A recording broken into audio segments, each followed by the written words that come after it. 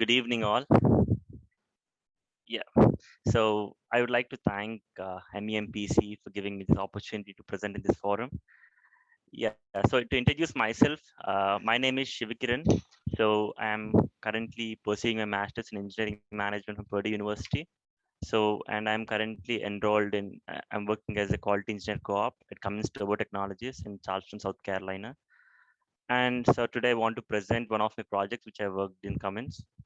So basically the project is about improving the process capability of 7 different assembly lines and 2 machining lines in Cummins Turbo Technologies. So, so for the sake of which this involves close to 1,000 different processes in this plant. And so for the sake of understanding of everyone, so process capability is something. It is a statistical measure of a process ability to meet customer specifications. Uh, so so I would like to state the background of the project and the situation of the project when I was given this project by my manager.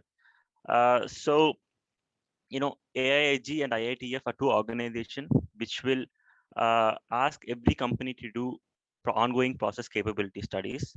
And the second thing is, if we really don't perform process capability studies, company would incur a huge amount of loss. For example, like to understand why process capability is important, I would like to show a simple example. So I would like to take one component which is used in plant. Like, so this is called shaft and wheel.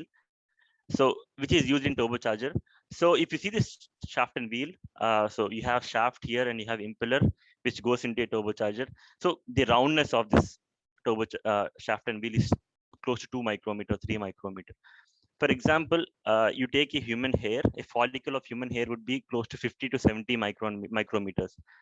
And 2 micrometers is not even close to that. You put a dot on a human hair, then it is 2 micrometers. It's so, the tolerance is so small.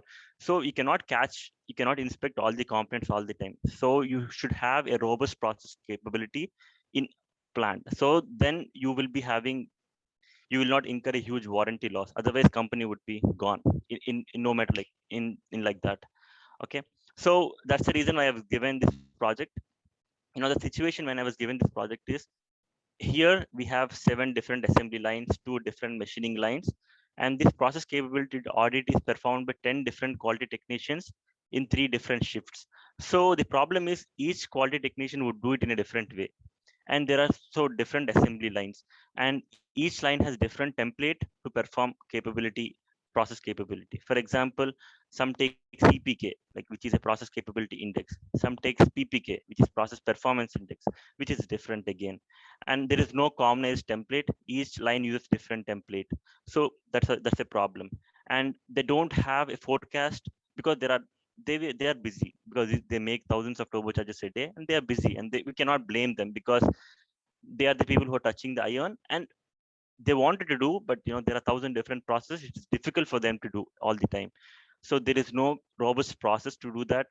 And sometimes they don't have a forecast, like, or I have in December, I'm having 50 different process capability to do.